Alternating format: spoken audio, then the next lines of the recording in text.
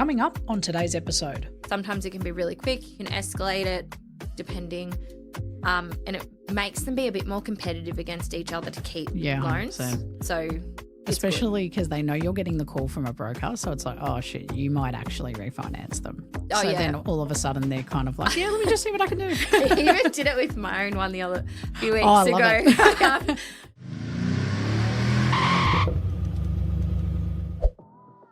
Dodgy advice and bad decisions can cost you big in real estate. We're here to make sure that doesn't happen. Welcome to the No BS Real Estate Podcast. I'm your host, Jo Agresta, and it's time to take control of your property journey together. I'm Kayla Wood from Millennial Finance Group, and I'm on the No BS Real Estate Podcast today, talking all things finance. Let's get into it. Welcome back, everyone, to the No BS Real Estate Podcast, your listening how-to guide to the Aussie finance and real estate market. I'm your host, Jo Agresta. Now, today I'm joined by Kayla Wood from Millennial Finance Group. Kayla is a mortgage broker who started her career in banking before making the move into broking. And the big part of that shift was wanting to give clients more options instead of being limited to one bank's policy. And today's conversation is all about helping the buyers, homeowners and investors find more certainty when finance feels so uncertain, especially in the economy we're in. Because whether you're buying your first home, renewing or reviewing your current home loan, trying to refinance, maybe you're thinking about investing, or just wondering what your options actually are, finance can feel really confusing, intimidating, and honestly a little bit overwhelming. So today we're going to unpack what buyers should understand before they start looking, what homeowners should know before jumping straight into refinance, the difference between getting approved and structuring a loan properly, the difference between offsets, redraws, repricing, all those meanings and the things that you get confused about. And Kayla is the one that's going to unpack it with us. So Kayla, welcome to the show. Thank you so much for having me. I'm actually so excited because I had such a good chat with you when we caught up. Yeah. And I know Georgie was in the call as well, and we were having a really good chat. And then after she jumped off, I'm like, all right, no, let's really pull this apart. And I've been so excited for it. So you're a breath of fresh air because I love your approach. Yeah, and thanks. Sarah, of course. Well, Sarah was the one, Sarah Smith, she's responsible for putting us in touch. Yep. We're sitting here in Bendigo in the very interesting character lane of Pall Mall. So I'm very excited to be here, but we've had a lot of people pop in and out. So yeah, be aware of that, Kayla. I'm sorry. Yeah, cool. No, that's cool. I've organised all the performers today. I'll give them a business card, see if they know. That's it. So we always make opportunities, and this is when you know you're working with the right person. But I think the best place to start is, yourself. Like, tell us a little bit about, how you kind of came into this industry and, what made you make that shift because you were in banking. Yeah, so I was in banking. I'd been in banking for a couple of years. We built our first home. Mm-hmm. I was doing a bit of lending at that stage, not too much. And obviously, first time, that was daunting, to say the least. It was COVID, so many things. But I was pregnant as well with the first child. I actually don't know how you did that. It was a lot, but we did it.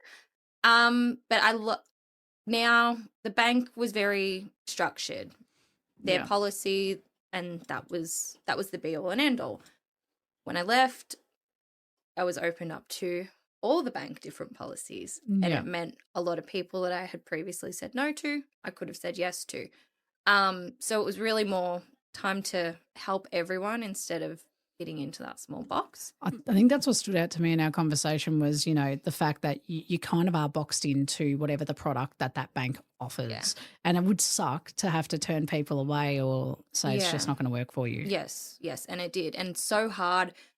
It's so hard in the bank to have that conversation with the client because you don't have the tools available to you when you're working in the bank to really guide them how to get to where they want to be. Yes, it's not like a strategy kind of discussion. Yeah, whereas now, absolutely I can. Like, I tell clients all the time, if this is not really what you want to do right now, let's turn this into a strategy and plan for 6 months down the road so we can look at it as a whole and get there.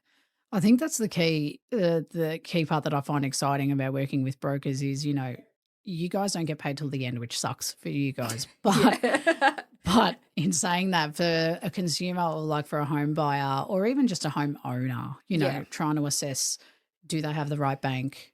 Is their mortgage with the right, lender?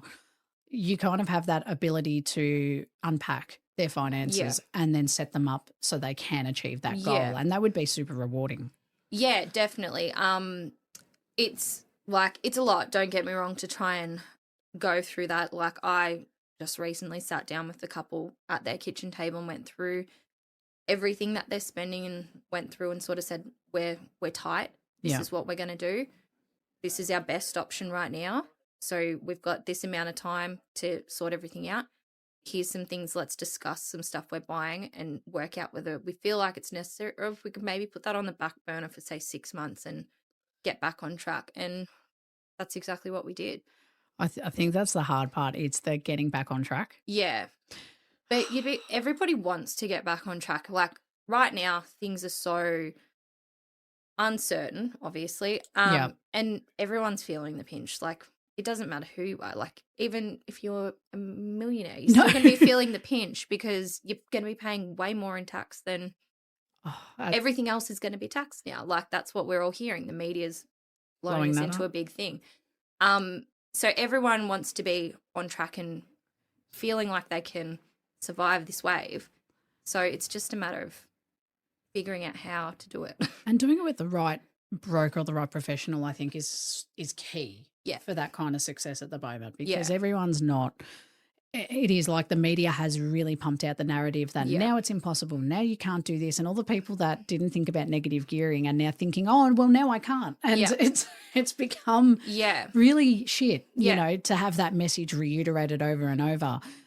And my core belief's always been that, you know, if you want to buy property and you want to get value out of property, that you will be able to do it. It's just the strategy and the way you're going to do it now is different to the way everyone else did it. I can't speak for everyone else that's already adopted that strategy. I understand that frustration, absolutely. But it doesn't mean that it's now impossible for someone new to go, oh, now I can't do it.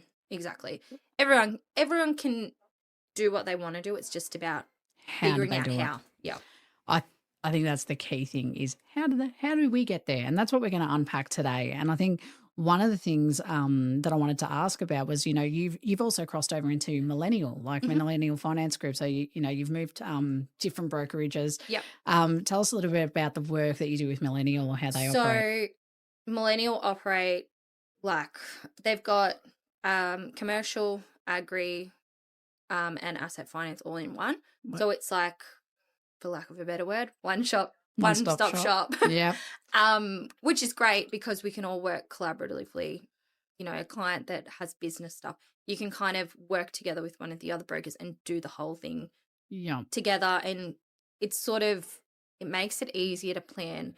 Like, I can say in my experience that there's been times where a client will have a business loan and they won't know that it's secured to their house because they've done it directly, but they don't know it's actually secured to their house or anything like that. And then you go to sort out their home loan for them, and then suddenly that comes into play and you're like, it's like okay, so that's another kettle of fish we got to figure out now. Right. Oh, cool. Yeah, where'd that come from? Pretty much. And it happens so often because, some things like that, when people go direct, sometimes it's not explained. Whether it's not explained or it's just the banker, I don't know, but it happens quite often. Yeah. And I think it's like, you know, you go with a certain bank because of maybe it's historical. Like, I think there's that, oh, well, I've had everything through them since I was a teenager. I bought my first car finance through them. Yeah. That's who I'm going with. I know my Dolomites account. Correct. I know exactly. And I think that's the biggest thing. It's like habit. It's habitual. It's like, my biggest hang up, right, is I'll give you this. My partner and I, when we were applying for our home loan, like, we used a broker, and it was Bank of Melbourne is who we ended up with at the time. This is like 4 or 5 years ago. And then I was really annoyed because I don't like their mobile app. Yep. And I'm like, I know that's so dumb. My partner's like, oh, come on. I said the mobile app shit. I appreciate good tech. Combank's app's great. And she's like, Combank's right shit. And I'm like, no, I agree with you, but I'm very annoyed about the app. And sometimes it's this habit of, just because I've grown with Combank since I was 18, I don't want to move. I actually know brokers who have gotten clawbacks because the loan is settled and the client doesn't like the bank app. I'm not surprised. Hasn't happened to me, thank goodness. You're but like, no, I've navigated this. But yeah, it's true. It's like we've got these habits built into us. And I think when you work with a business like yourselves with Millennial Finance Group, like having the ability of everyone in one place. And I know that from just, you would know this from working in a bank environment, when you do have multiple departments working on one file, everyone coordinates. Yes. It's much easier, much faster to execute a problem or find a solution for a problem. Yeah, and it's such a better experience for a client. Yep. 100%. So much better. Yeah, because the last thing you want to do as a customer is jump around from one professional and then you've been referred and then you're now dealing with this person who then knows someone in debt consolidation and now you're kind of with three people to fix your finances. Yeah. And I think that's where that overwhelm kicks in. Yeah. And, with, and I was going to say, and then with you guys, I guess, what's the kind of, I guess, biggest thing that you kind of want to work with your clients? Is it a lot of like, there's a service you mentioned in our chat, and I can't remember if it was you or Georgie, but I loved it. And it was that you can call for guidance, like on, I think it was a refinance. Oh, call for guidance. It's like a hotline, or like, you'll help anyone when they contact you. Oh, yeah. To get that kind of guidance. Yeah. So it would not matter if we were going to write a loan. If someone sent me a message on Instagram in 2 minutes, I would reply to them and try to help them. Whether we proceeded with anything, anyone's guess. Not my problem. Yeah. Well, not my problem. I would love to, obviously, but if they're just asking questions, like there's been on my Instagram, there's been a few people that have messaged me from some videos. They don't really want to do anything. They're just asking about rates, already speaking to another broker. And like one of them literally just reached out and said, my broker can get me this rate with CBA. Can you get me anything better? I said, what's the loan amount? What's the LVR? I'll do a quick pricing. Like it takes me 5 minutes to do. Yeah. Giving them peace of mind to proceed. Whether they come back to me in the future, who knows? But I've given them the information they want, just building that bit of rapport, which I've always been like that with any client. Like I'm happy to help no matter what. Yeah, you want a guide. Yeah. And I'd rather build the relationship. Like I'm not in it to just take the home loans. Like I want to help you, whether that's doing your home loan or not at the time. I'm going to help you no matter what. Yeah. I think that's what I love about your attitude towards this, because, a lot of people kind of get like weary where the broker wants them kind of committed before they give that advice. And it's like, but at the end of the day, you're doing them a service. And I think when you start to kind of hide, like let's say you were in it for home loans, what you'll end up with is clawbacks. Yes. Which I don't think a lot of people realise listening what that means. Like, clawback, like in the simplest way, what is it? So essentially as a broker, you get paid when a loan settles by the bank, and it's usually 45 days later, roughly. You'll get paid by that bank, which will be in your credit proposal. It'll tell you the amounts and everything. That'll get paid by the bank. If you refinance, pay your loan off, sell your house in the first 2 years, the bank takes that money back. Yeah. And you get nothing. So shit. It is. I don't think I have anything nice to really say. No, and you probably don't have to. But I think the difference is, and what I've kind of, like the way I've been talking to you, and even the way Sarah kind of like explains, her experiences with yourself and clients, like if you're servicing that client after they've done their loan, yes, that is a key difference of why they might work with you for the next one. And we absolutely do that. We pride ourselves on that say your loan settled tomorrow, you're still going to hear from us again. We're going to reach out to make sure your payment's gone through, that your interest rate hasn't jumped up substantially or something in a rate rise. The RBA increased the rate and suddenly your rate went up 0.5.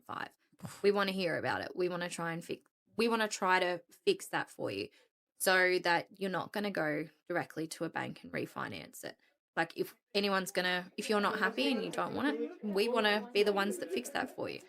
Rather than like, yes, okay, we wouldn't get paid on that, but we're helping you still and we're keeping that rapport. Like that's what it's like. You want that relationship long term. You're not there for 10 minutes to get a loan and move you on. Yes. And I think that brings me to, I guess, like today's topic. And before it gets away from me, I'm going to ask you for the notes again because I have not got mine here. I'm so dumb. But I think One thing that I want to make sure I cover is you've also, like, a Millennial Finance Group also has a very strong focus on community and supporting women in business. And I loved this conversation that we were having and helping people like feel more confident around their finance options. How does that show up through the business? Like, how do you guys deliver that kind of help? We're very big in the community, a lot around Bendigo, obviously, and some other areas. We're getting a bit of traction in Shepparton now too. Nice. So we're currently putting on a coffee catch-up. In Queensland, they do the same thing. They do a big women's catch-up once a month. Everyone just comes together, has a coffee, has a chat. Everyone knows everyone. So you sort of have a connection. Say you suddenly have a question that you need a lawyer to answer. You have a connection that's a lawyer that you can ask the question to. It's more about building that community of people so you have someone to lean on if you just need something so tiny. Yeah, it doesn't need to be this big thing. Yeah. I love that. Like, you're getting together with like different areas of expertise are coming together. It's like you could be in any industry, but you guys, like, they're kind of facilitating that community vibe and that like a safe place for women to go to. Everyone's welcome. It's just a coffee, just a chat. I have kids. The chance are I will drop them off and be just talking about how frustrating they were. Like, you know. That's fair. It's fair. Like, just whatever you feel like, just chat, small talk, get to know people. I really love that there's a business out there that's focusing attention on it, especially in the finance space, like in facilitating. There's not much around for women. Like, there's not. Like, I think without... It's a male-dominated industry. It always has been. Yeah. Deals get made on the golf course, so... Well, this is our golf course now. This is our new golf course. Yeah, it's the coffee shop. Coffee shop, quick catch-up after school drop-off. And I swear we get a lot of shit done. We get a lot done. Yes. So, no, but I just love that sense of community, of bringing people together and bringing women, in a place where it's safe to talk, it's safe to share your expertise, get that guidance that you need, or just have a quick question or a chin wag and bitch about whatever you need to. Absolutely. We need that outlet, and I think women in business in particular need a very big outlet. Yes. Because they're often the superhero behind being a mum, being the household runner, and then trying to be a business owner all at the same time. Yeah, exactly. It's like, that, what's that? Not meme, but they had it in the war. It's like that strong lady. Guy would know this. Rosie Rivet. There we go. I knew you knew it. Sorry. A quick pause. We'll be right back. Here's a word from one of our sponsors who supports the show. If traditional networking feels stiff and transactional, then Lux VIP is something completely different. Good food, good people, real connections, and genuinely fun events that stand out from the usual business crowd. If you want networking done differently, or just want to have a bit of fun and meet the right people that will help bolster your business forward, then come along to Lux VIP events. Talk to Steve McMiniman. His details are in the show notes below, and he's the one who runs Lux VIP events. Come and have fun with us. I'm part of the crew, and so are all or most of our guests. So come and have fun with us. We'll see you there. I always get away from my structure of my podcast, right? Okay. So now what I'm going to step into is our no BS statement of the day. Now, because you're new around these parts, basically we throw out a statement that is a little bit, we don't know which way it's going to go, so it's a bit spicy. And the point is that we want to come back to it at the end of the episode after we've unpacked everything and have you decide whether it's bullshit or not. All right, so today's statement is the best home loan is the one that gives you the most options, not just the lowest rate. So we're not going to answer that yet. We're going to come back at the end and we'll determine if that's true or false. So I guess the first thing that we need to kind of get into here is why lending feels so uncertain. Mm-hmm. I think this is a big topic at the moment, just after the budget announcement. Yeah. And is that what you're finding as well? I think even before then, as the rates started to creep back up as well, because the rates started to creep back up, everything around different things the government's doing, all of that, like as it's sort of, look, I can tell you when there's an election coming up, things sort of go quiet.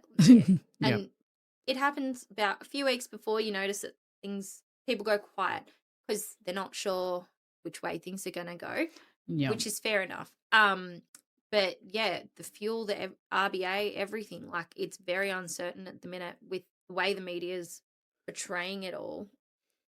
for lack of another better word, this sort of fear-mongering.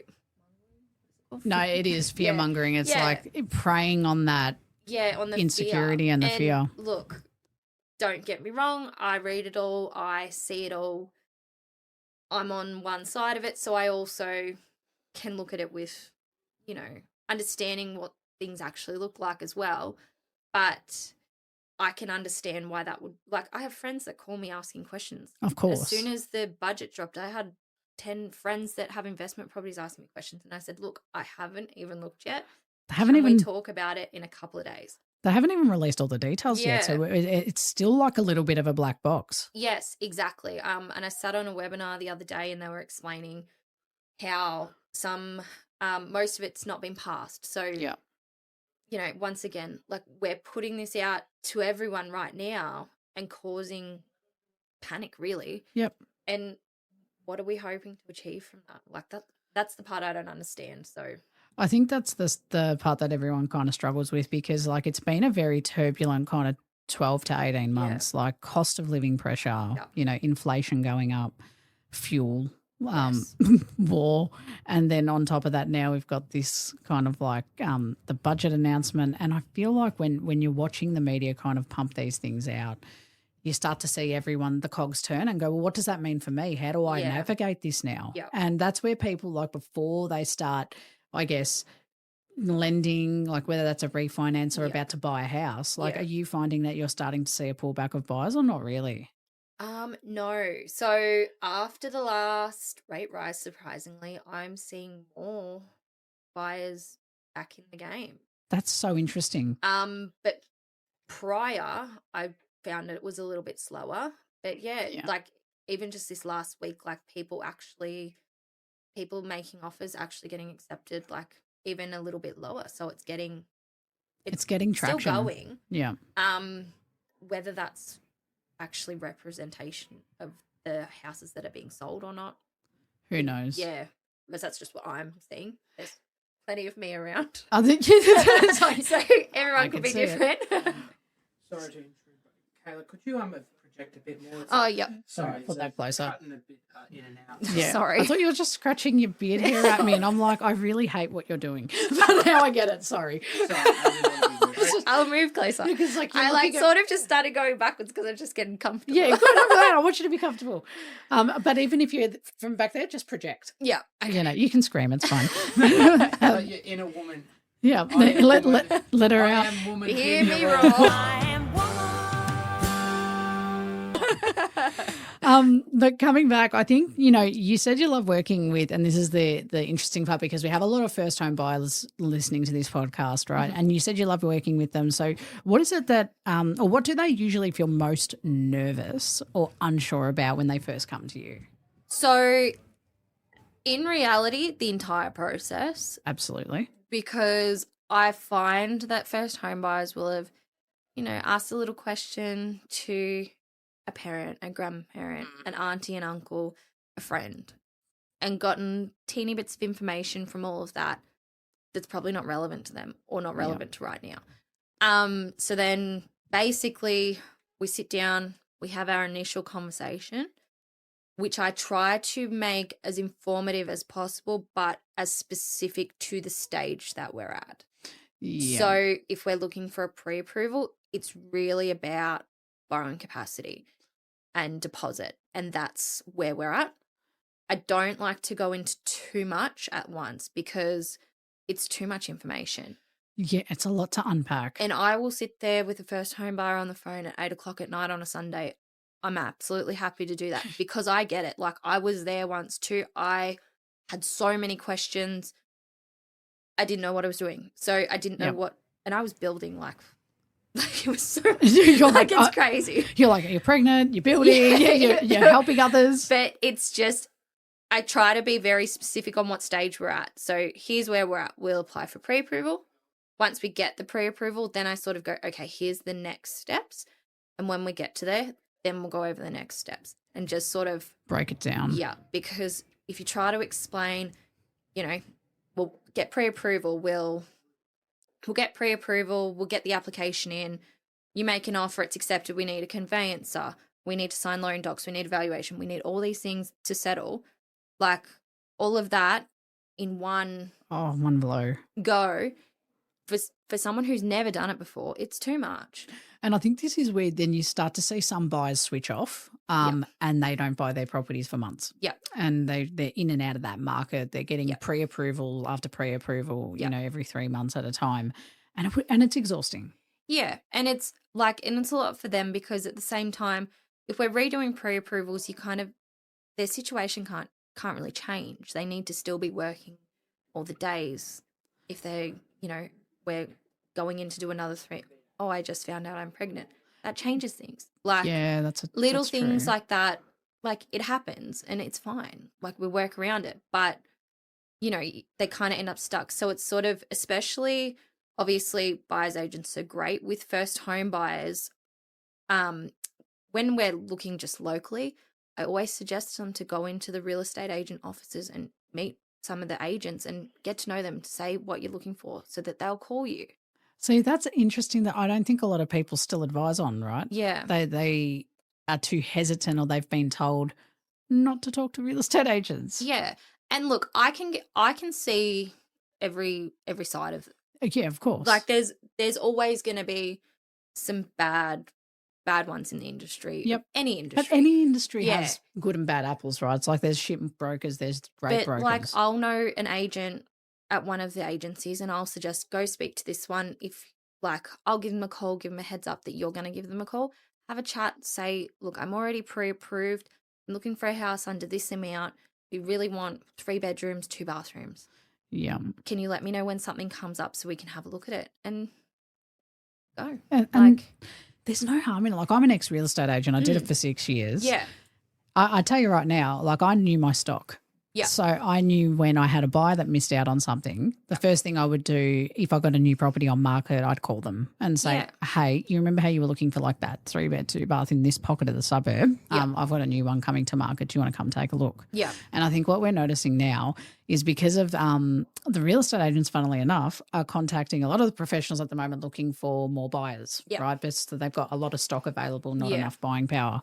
And what I find interesting is when the market's really, really hot and the buyers are everywhere, the agents that are crap won't call you. You won't hear from them. They won't take your offer. You get ghosted. But the good agents will always think of you and still continue to work for you as if you're their client. Yeah. And some of the best things I found with real estate agents is they want to sell to a local person, a first home buyer, because at the end of the day, when that person goes to sell their house, they've had a great experience with that agent. They're going to go back to that agent. Correct. And that's the thing about being in small regional towns. Everybody knows everybody and you kind of build that rapport that way. Oh, I found that today in Bendigo. I can't tell you how many people have walked past each other and just they're good mates. It's what's going on? Sarah's been spoken to a few times and I'm just looking around going, it's actually really cool to, have that community vibe in a regional town like this and same like you're in Shep. Yeah. It's so nice to have that tight-knitness and you can basically rely on who you need to in your network. And sorry, is someone shaking the side of the camera? Yeah, I don't know. It feels like it and I'm like, feeling it. I don't know what it is. I felt it all day. Yeah, I think it might be the wind sometimes when it's windy. I was like, is someone right there just trying to shake us? It's just shaken baby syndrome. No, hopefully not. This was but the community here, I can't believe how many people know each other. Like Sarah knew the guy who had the dogs. But everyone's a fixture. Yeah, in the local community, it's there's the guy with the 2 dogs. They're always off lead, and I'm like, oh really? I'm like, yeah. If you came into the suburbs, the council would be here. Yeah, because that's just the vibe. Yeah, and it's shit. I like the community tight-knitness. It's nice. It is, and I think I guess one thing I want to go back to is before someone starts seriously looking at property, and this is where I always get frustrated is, when they're trying to make offers, what should they understand about their finance position first? Because I feel like you get your pre-approval and then you're either off to the races or you're scrambling for a pre-approval because you already found a house. Yeah. So my suggestion would be to get your pre-approval, obviously through a broker like me. Yeah. Bing. My contact details will be at the bottom. They actually will though. through a broker like me, and then we'll also plan out exactly sort of what your max purchase price is going to be. So you're not going to look at a house that's $300,000 outside of where the max is going to be, because if you do, we're sort of scrambling to make it all work. It's a nightmare. But obviously, if you find something that's a bit more and you have a backup plan, mum and dad can lend you some money, gift you some money. Yeah, we can make it work, but we need to keep communicating. Yeah, I think that's the key part, right? It's like you need to know, like I always say, property is the reward for finance work, right? So it's like, don't start with property, please, because when you start to look at properties and you start to look at your budget, it becomes unrealistic. Yeah. You start searching for a max budget of 800,000. You're like in this suburb, and you're like, great, I can buy all this property. Then you go to a broker. Then the broker tells you can only afford 700,000 at your top end. And then all of a sudden that suburb you were looking in at 900,000 is depressing when you start looking at properties in a different suburb at 700,000. When that was never where you were going to end up. In your financial position. It sets you up for this disappointing kind of journey, and it makes you think, oh, well, I can't enter the market. It's like, no, but you can. Your expectations are now warped. Yes. Don't get me wrong though. I also like to sit on realestate.com and look at the $3 million houses in Sydney, and there's a lady that makes videos on Instagram, doom scrolling there, and talks about all the photos, and I love her stuff. It's so funny. I love that we're in an age where now we won't even do the doom scrolling. We will watch someone else do the doom scrolling, and I feel like that's brilliant. Yes, absolutely.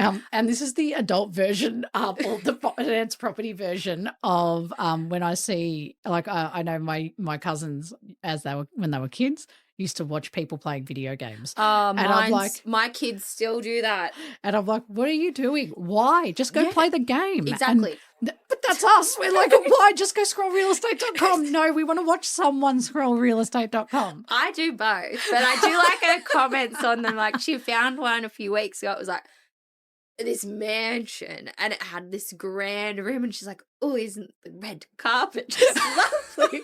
And I was just in hysterics. I was like, that is hideous, but that's so much money. Some of the properties you come across. Yeah. It's fun. It is fun to look at them. It's an acquired taste. It is. And unfortunately, when you're in this industry, it becomes an illness of our brain that we just want to talk about property. Yeah. We want to talk about finance. Yeah. It's like, because we don't have enough during our 9 to 5, we've got to do it all the time. Yeah. And it becomes an obsession. No, but actually.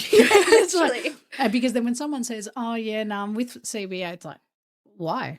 Yeah. Why did you pick them? Did you have a broker? And then it becomes this consultation. Yeah, 100%. I ask that question all the time. And then I'm like, but what? Like, do you know why? Like, do you have the reason as to why that was the reason that you went with it? It's like, yeah, my broker said. It's like, why? There would have been a reason. It's like, the rate. Oh, okay. Yeah. And it's like same with us with Bank of Melbourne, although the app's still shit. Please fix it. If you hear this podcast, please.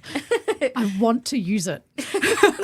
I had a battle with my partner for 6 months where I just could not get into this app. Yeah. The security. And How long you had the loan for? 4 years. We'll have a chat. Yeah. Don't worry. We're due. We got weird structures too because we built. So yes. We've got 2 separate loans. The land and the construction. Yep. Yeah, and we just never fixed it. Yeah. And now I'm paying 2 lots of interest rates and 2 loan repayments. Yeah. And I need to refinance. I know that. I've known it, but then where I'm complicated is I've got the business. And I'm like, cool, no one will lend to me. And I'm falling into the trap. Well, this is the thing. I'm falling into the same trap of what I always say to buyers is go talk to a broker. Yeah. But when I have, they're like, oh, but how much is the business turnover? And then I'm going through all of that and they're like, oh, it's probably not best to refinance right now. And I'm like, okay, so then I just put up with it. Like actually looking at the figures or just like you say? No, I think that's like not looking at the exact figures. They're kind of asking me like the general what is the turnover? I'll let them know. I won't broadcast on the podcast, but I'll let them know what that is. And they're like, okay. And how long have you been operating? And I'm like, 4 years. And they're like, okay. And they'll ask some other questions. I'll go, look, based on that, I don't know if you're going to be able to refinance, like, because of your situation with income in the household. Because my partner works full time as well. Yeah. But I'm the one that's got the business and the liability. Yeah. And that's where I think I'll have a look at it for you because I think there's ways. I reckon there's a follow-up to this podcast where, because I'd be comfortable with just going, no, fuck it, let's air it all out. Let's do your whole scenario. Yeah, let's do my scenario because Absolutely. I'm all into education. So provided my partner's cool with it, I'll air it out. Absolutely. I'll bring my laptop and we can even do a screen. I reckon a podcast caravan session, unpacking my finances and fixing my shit. I'll just show you what Kayla does. Yeah. And I'll go, right now, if she can or can't fix it, we're going to find out. I'll find a way. You find a way. But I like with brokers, like especially yourself though, there's always a plan around it. It's like, cool, you can't now, but you can in 6 months. Yeah. And this is what you need to do. Yes. And I am very big on this might be my plan A. Yeah. But if plan A for whatever reason goes awry, like you had a bank account with that bank 10 years ago and it's been overdrawn $2 for 10 years and they've decided that they will never lend to you, I'm prepared for plan B.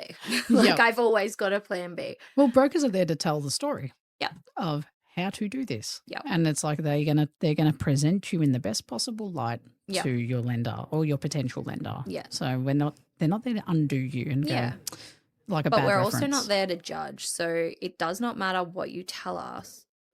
Say you, I don't know, were bankrupt 10 years ago. Just say it. I think that's I don't mind.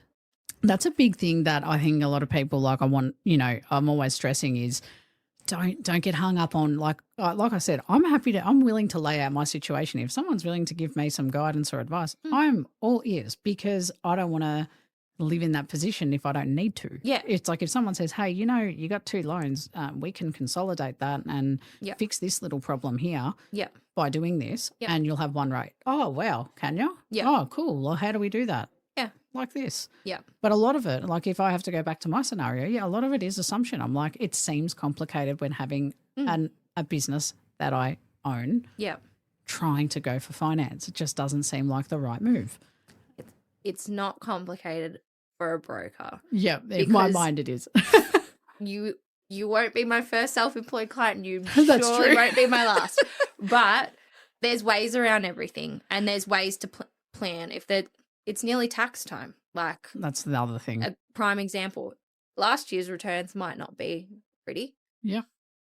This time they will. Yeah. Okay. So, and it's okay, let's reconvene in August. Yeah. Like there's always some way. And like that's actually like one of the questions I had. It's like, for you, but you've kind of answered it. It's like if someone's been told no by the bank, what should they do next? Yeah. Well, my other thing with that is though, there's also, look, I do know that being at the bank, 9 times out of 10, if you went direct, they're probably not going to really tell you why. Yeah, that's true. I still suggest trying to find out if it's something on your credit score. Let's have a look. Let's fix it. Let's find a way. If it was literally you had a bank account with them 10 years ago and it's been overdrawn for an account fee for 10 years and you forgot to close it, these things happen. Some banks internally credit score. They'll never lend to you because of something silly like that. That's just their automatic system. And you know what? Oh, well, cross them off. Plenty more fish in the sea. Yeah.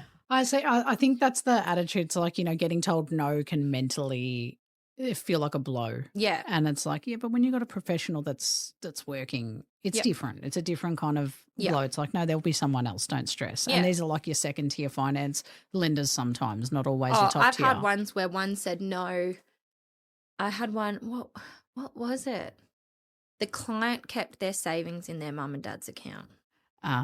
So they've transferred their savings into mum and dad's account every week. So did their partner into that same account. Mum and dad's names was on the account because that way they didn't see it. They didn't touch it. They were saving for their first home. Great. The bank wouldn't accept it. Oh.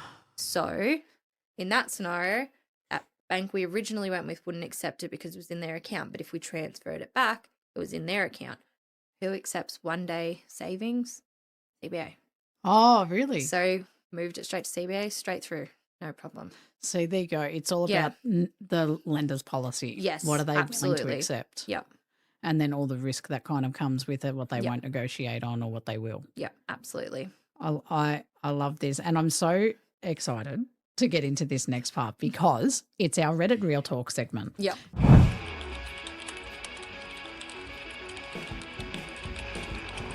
Now, for those that are new listening and go, what is that? Well, what we do is you guys, and you can submit these through our Reddit community page or via email.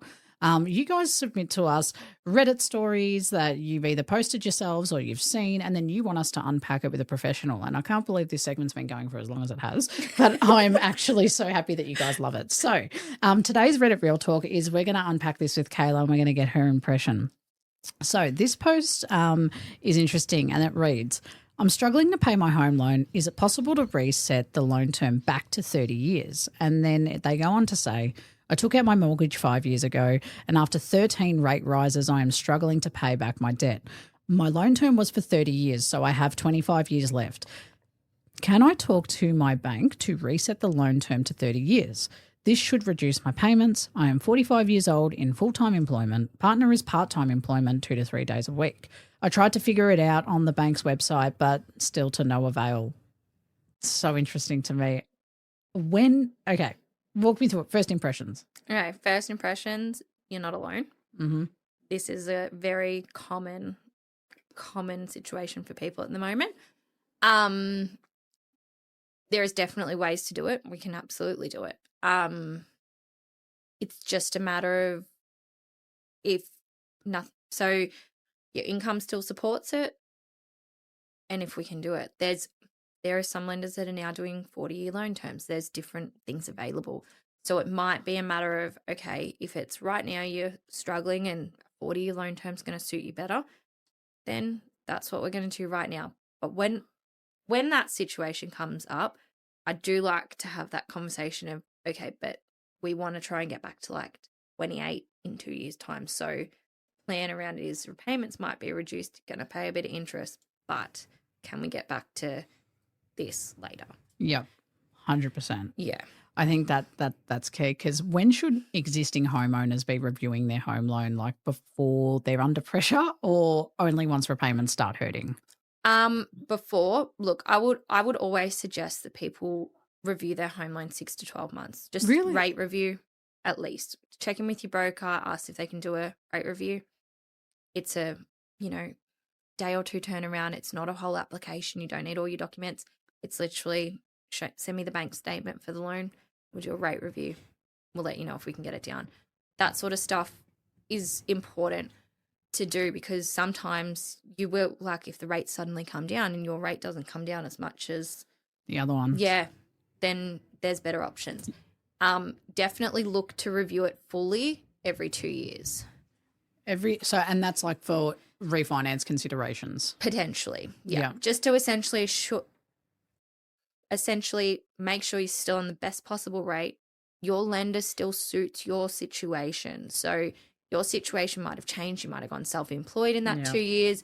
Anything could change, just to make sure that that's a lender that's going to support you in what you're doing now. I think that's a very big part of it too. It's like, and this is exactly what I'm probably going to end up talking to you about afterwards. So it's like, I'm hearing you, Kayla. I'm going to take the advice. But it's true. I think, refinancing is always an interesting one, because there's the impression from a lot of your general buyers or, your homeowners that say, oh, that's because the bank they just refinance you for the sake of getting, a new commission or a new, thingo out of it. And I don't doubt that shit professionals that exist out there are 100% doing that for the sake of it, just to take the commission off someone else. Yeah. But at the same token, if it's genuinely to save you some money, or have a better structure in place that's going to allow you to move around and do what you need to do, then you got to see if it's right for you. Yeah, 100%. Not just, like I said, there are some good and bad apples. Just do your research, and this is why we have this podcast, because we are a measure for who can you trust in this industry. Yeah. Who doesn't give you bullshit. That's why it's no bullshit. And I guess we hear a lot about refinancing, but, when someone, I guess, wants to lower their repayments, before they jump straight to a refinance. So one option is to call the broker. What other options do they kind of have, if there's anything? So my suggestion will always be to reprice first, see if we can get the rate down with your current lender. Yeah. At the end of the day, if that's possible, great. If not, it can't be done. If depending on the lender as well, if you've got money in your offset, money in your redraw, there's certain things. If you've got money in your redraw, we can reach out and get them to reduce your actual loan amount so the repayments reduce. Yeah. Stuff like that. But it's very situational, really. And circumstantial as well. Absolutely. I'm going to pause there.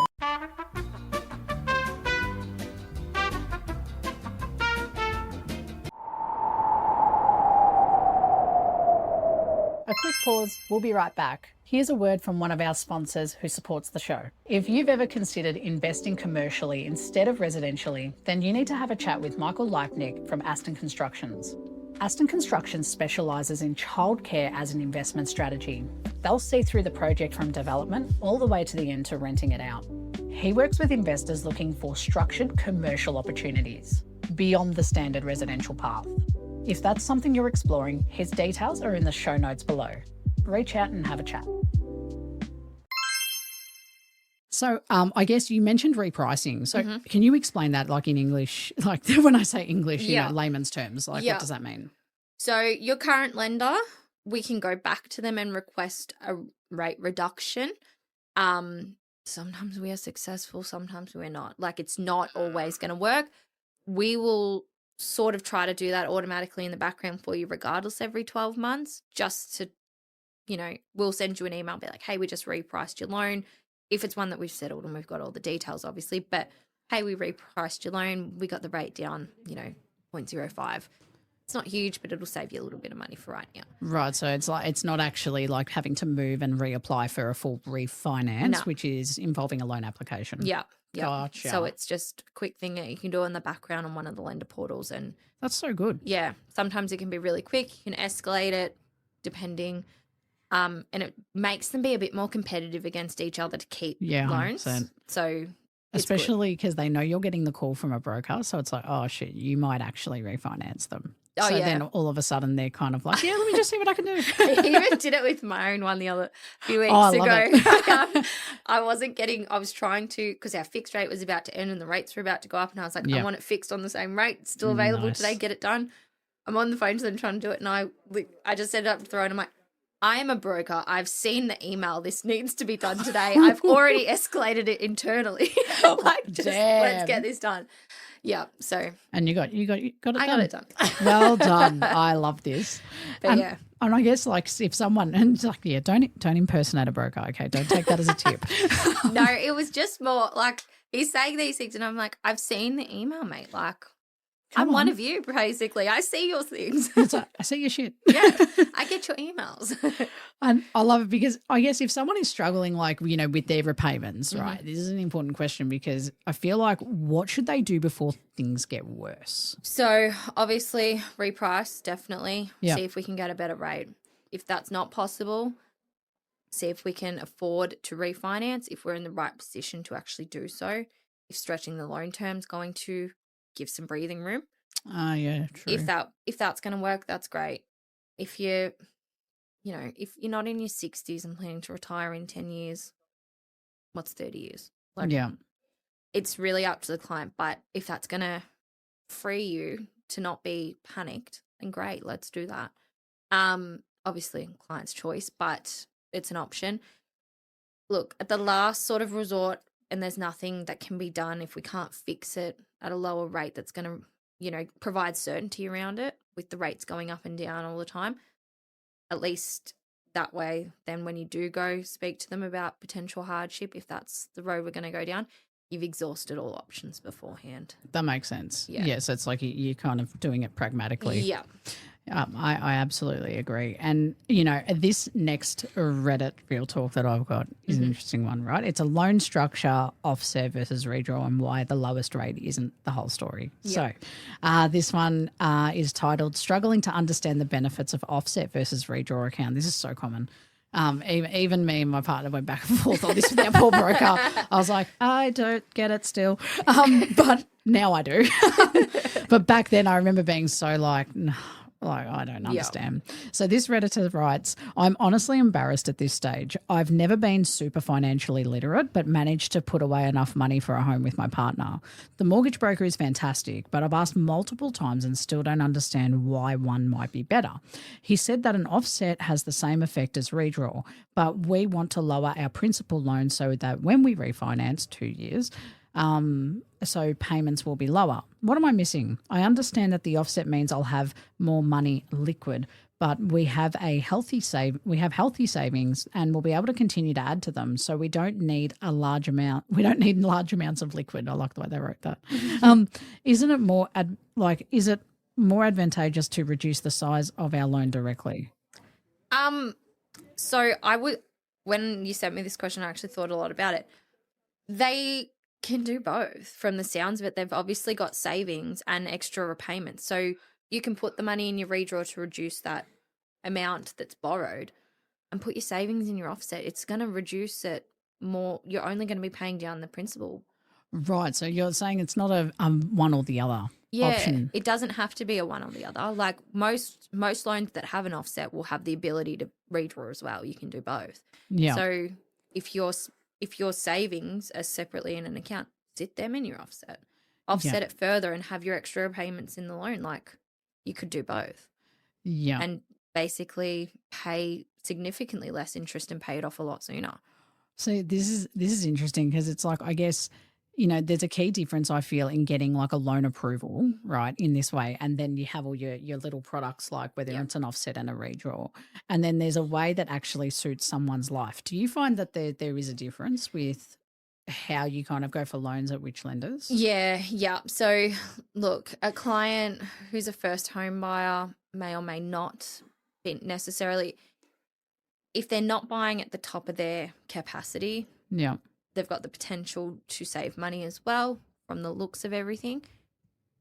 You sort of, hey, do you want an offset account as well? Yeah. Do you want to fix your loan? It's all these questions and whatever. It's everyone's got their own way they like to do things. Everyone does their banking differently. Like so many people read The Barefoot Investor. They do their money like that. Fair enough. Makes sense. Easy to read. Like it's fine. But like me, for example, I've now just completely changed mine in the last 3 months. My husband hates it, but it works better. Like I was like, it just makes more sense. Like, let's use the credit card for the points. We're paying all these bills, pay them for the points. Yeah, I think put the money in the savings account. I feel like there's like a call out though for people who can and can't use credit cards. Yes, absolutely. Like you said, for life, like this is where that lifestyle versus loan structure. And like, trust me, 5 years ago, I could not have had a credit card. Like, can you imagine? I'm about to have a baby. I would have just blown through it that quickly. Yeah, bought everything. Yeah, but now like our life's reasonably stable. I fix our home loan every time it comes due because I am too type A to go with the flow. I'd rather you got to know what's going on. Yeah. Like if I get an electricity bill and it's way the other way, I'm like, oh, you sound like my partner. This make sense. You sound like my partner. Why is this different now? She had an alarm for me to turn off the heater the other day. That's fair. Yeah, she's like, I can't deal with another unpredictable bill. Yeah, but that's just what I'm like. But now I thought one day, I was thinking about it for a while, but I never did it. And then I thought, let's do it this way. Yeah. And it just makes more sense for us. It just sort of goes one way. And then the home loan just sits there doing its own thing. Yeah. I'm not the kind of person who would use an offset, who would ever use the redraw. I'm just happy doing it on the fixed rate. When the fixed rate ends, there's money in savings. Yes, absolutely. I'll reduce my loan down. Yeah. It's not worth doing while it's fixed because most lenders have a cap. Yeah. So it's really circumstantial to who. Yeah, who needs it? Yeah, who doesn't? How you do things, really. It's interesting. I like the way you've kind of put it because it's like I think people just kind of chase rate, and that's all they know to chase. Mm-hmm. And then when you're looking at it from the broker perspective, you're seeing so many things. You're seeing the way they spend, the way they behave with money, their relationship with money, and it's like, okay. Yeah, you getting a credit card is a no, or you getting a credit card could actually help you. I would never suggest a credit card for anyone because, like, look, I was young. Like, I could have just blown through it. Imagine the things I could have bought. But, like, yeah, I get it. I would never suggest it for anyone. You have to be I don't know. Disciplined. You have to be in the, you've got your plan. But when it comes to your home loan and your offset and your redraw, it really depends on the client's situation, the way they spend their money and the way they do things. And it makes a big difference. Yeah. And I guess like that exact thing, like, you know, we hear these terms all the time. It's the offset, redraw, fixed versus variable, split loans. These terms get thrown around constantly. How do you explain a loan structure in a way that normal people can actually understand it? So, look, my best way to try and explain it is usually drawing it into a picture for someone, because I feel like I get my point across better. We might get you to actually draw it and then I'll put it on the screen. Your offset account is your account. The bank sees it as your money, not their money. Say your loan is $300,000, you've got $50,000 you've saved and put in your offset. You're only paying interest on $250,000 on your loan. So your principal amount is going to go down quicker because you're not paying interest on $50,000 of it. Gotcha. With your redraw, same sort of effect, but the money is in the loan and the bank sees it as their money. If you go to redraw the money, depending on the lender, they sometimes will hold a month's repayment, stuff like that, and you can't pull it all back out. So say I needed the $50,000 to go buy a car. You can only get 48. Yeah. That kind of thing. But it really, they're one in the same to a degree, but it depends. Some people don't like having a bunch of accounts. They don't like having offset accounts. They just want their home loan and that's it. Just do its own thing and put money into it. It's fine. Like it just, everyone's different. Variable, the rate changes with the RBA. The bank can change it at any time too. Sometimes the banks might change it twice in a month and the RBA hasn't done anything in that time. Things like that happen. Fixed rates means that you're locked in for a term. There's fees to get out of it in that term. It provides certainty. I personally prefer it. That's because I'm me. I don't like change. I'm me. That's probably the best way you could answer that. Split loans vary. It really depends on the situation. If you have your home loan, you want another loan to do something else, we can do a second split under your home loan for the other thing, so you know that that's what it's for. It's on the same rate, it's secured to your house. You can do a 30-year term.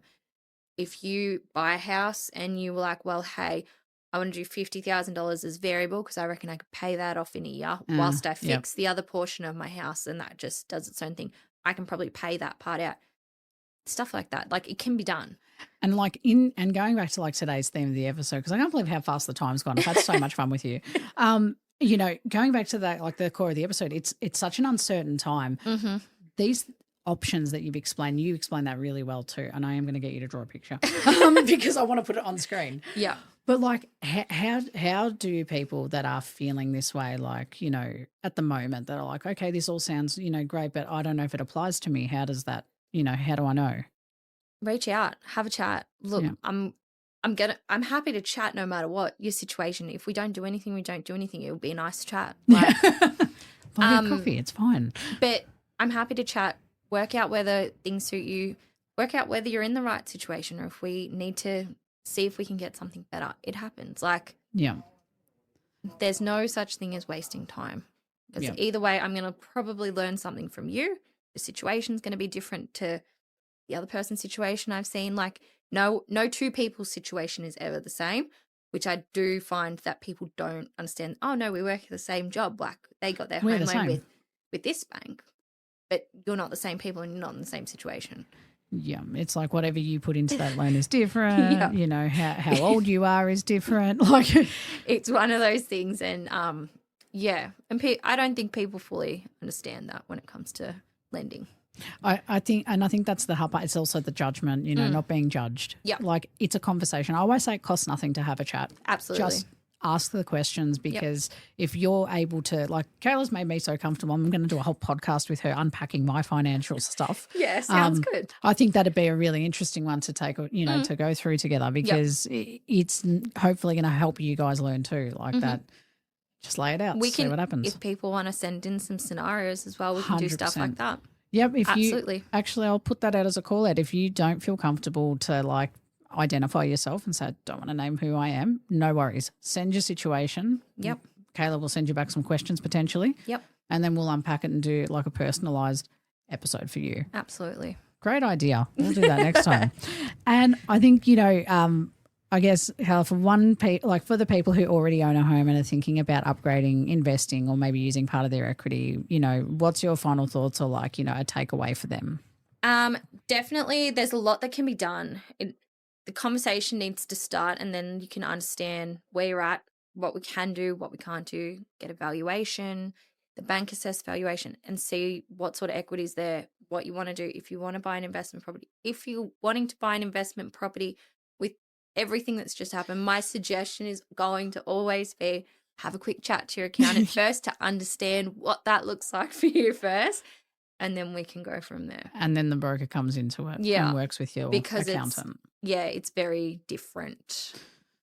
Different structures. It depends how you've set it up. And that is a whole other episode, I can assure you. Get an accountant would probably be a better one for that one. That's true. But Kayla, thank you so much. I can't let you go without calling out our no BS statement. Mm-hmm. Okay, so we need to call it, and I'm curious. So the statement was that the best home loan is the one that gives you the most options, not just the lowest rate. I agree. I think it's the home loan that you get to choose the home loan from a bunch of options to see what suits you best. I love it. So we're going with no bullshit. Yep, no bullshit. Done. I get to live up to the name of the show. I don't even do it on purpose. I work so hard to figure that out. But, Kayla, once again, thank you so much for sharing all your wisdom and knowledge. You've been so much fun to have on the show, and I can't wait for another one with you. Sounds great. Thank you for having me. Of course. And for those of you always tuning in, thank you for listening to the podcast and supporting it. If you want to get in touch with Kayla, her details are on screen and in the show notes below.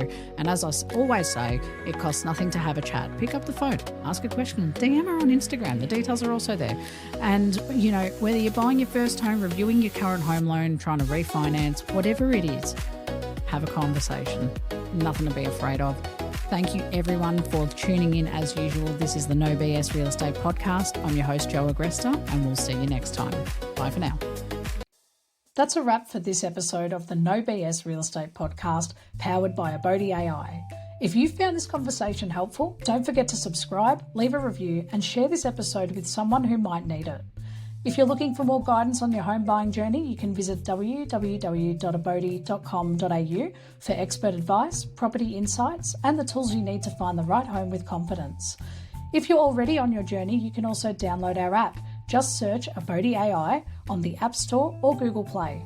Have any questions or want to connect, you can follow us on Instagram at abodi.com.au or send us a message. We'd love to hear from you.